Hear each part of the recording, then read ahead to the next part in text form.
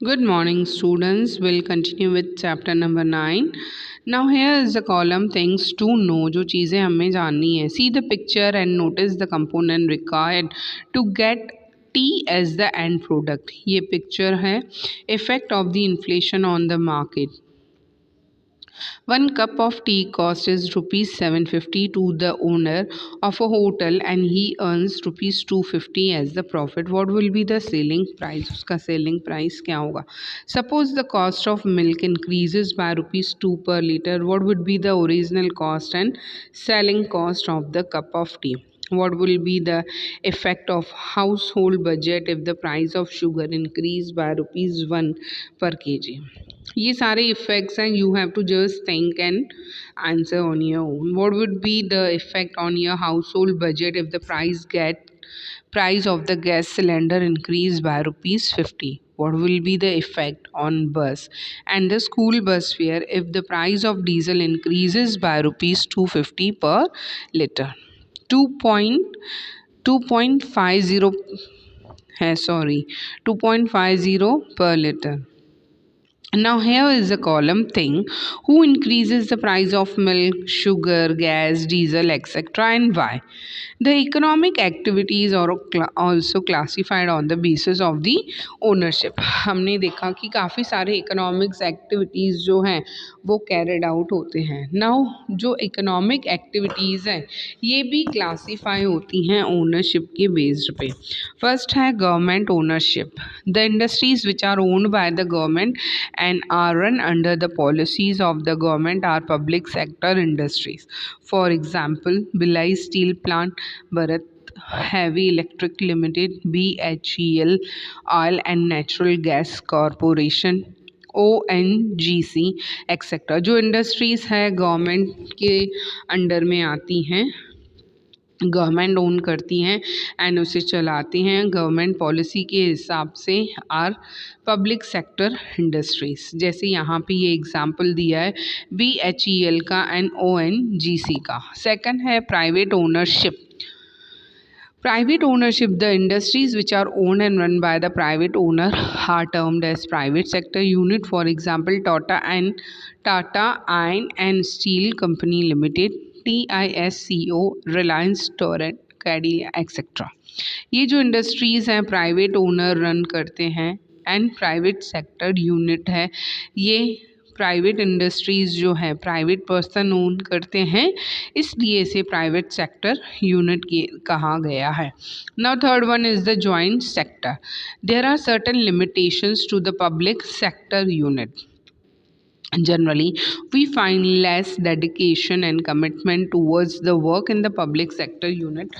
To control this and to generate sufficient amount of required capital, the private sector unit are asked to join the public sector unit, and this is known as joint sector. In this, government enjoys a greater control. अब कुछ limitations होते हैं private sector unit में भी. कुछ जो है कि इस लिमिट तक वो कर सकते हैं, या एक जो बोलते हैं ना लिमिटेशन उनके ऊपर होती है. तो जनरली क्या होता है इसमें लेस डेडिकेशन होता है एंड जो कमिटमेंट है काम के प्रति पब्लिक यूनिट सेक्टर में वो थोड़ा कम होता है. सो इस चीज़ को कंट्रोल करने के लिए एंड काफ़ी सारा अमाउंट जनरेट करने के लिए जो प्राइवेट सेक्टर्स हैं उन्हें कहा जाता है कि वो ज्वाइन हो जाए पब्लिक सेक्टर यूनिट में, गवर्नमेंट के साथ ज्वाइंट हो जाए. तो इसके लिए इसको ज्वाइंट सेक्टर कहा जाता है. इसमें जो है गवर्नमेंट को लेकिन ज़्यादा पावर होता है. Now the fourth one is the cooperative sector. There are many people in the country who are not economically very sound.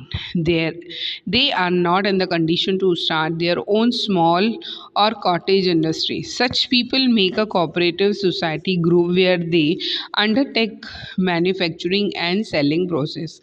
The unit that are started with cooperation of a group of people are known as cooperative sector unit. For example, dairy, sugar mills, etc.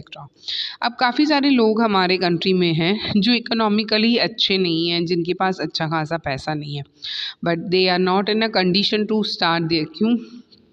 सो एक छोटा small या cottage industry भी वो start नहीं कर सकते हैं। सो जो लोग हैं कोऑपरेटिव ग्रुप्स जो हैं बनाते हैं एंड उसमें चीज़ें मैन्युफैक्चर होती हैं एंड सेलिंग प्रोसेस होता है। एंड ये जो यूनिट है वो स्टार्ट होता है cooperation group of people and उसे हम कोऑपरेटिव सेक्टर कहते हैं, जैसे डायरी, शुगर मिल एक्सेट्रा।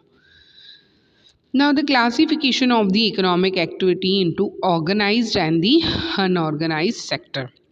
अब क्लासिफिकेशन दिया गया है इसमें ऑर्गेनाइज्ड एंड अनऑर्गेनाइज सेक्टर का।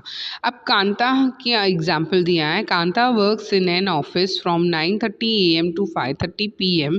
She gets the salary at the end of every month regularly. Apart from the salary, she is eligible for the benefit of pensions and PPF. She also receives medical allowance and other allowances too.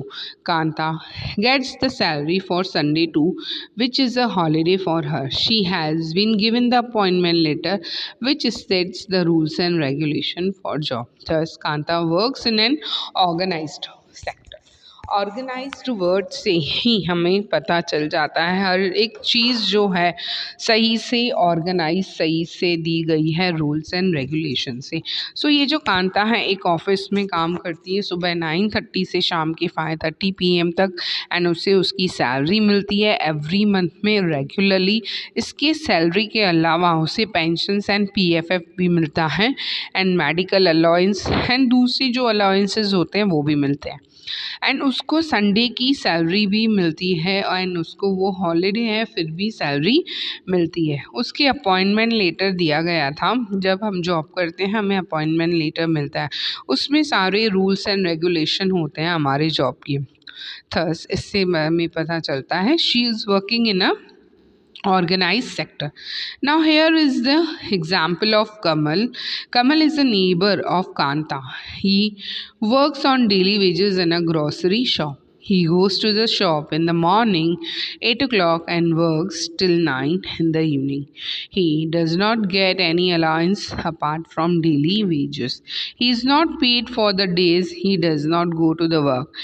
He does not get any paid holiday. He does not receive any appointment letter. His boss can tell him to leave the job at any point of time. Thus, Kamal works in an unorganized sector. अब जो कमल है वो unorganised sector में काम करता है। कमल जो है वो नेबर है कांता का एंड वो एक ग्रोसरी शॉप में डेली बेसिस पे डेली सैलरी पे वर्क करता है एंड वो सुबह शॉप पे 8 बजे जाता है एंड रात को 9 बजे आता है।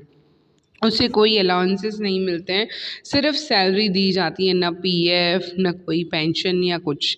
वो जितने दिन काम करता है उसी के पैसे मिलते हैं और कोई हॉलीडे नहीं मिलती है, हॉलीडे के पैसे भी नहीं मिलते हैं, ना ही उसे कोई अपॉइंटमेंट लेटर मिला है एंड इसका बॉस जो है उसे कभी भी कह सकता है जॉब छोड़ने के लिए। सो जो कमल है वो एक अनऑर्गेनाइज सेक्टर में काम करता है।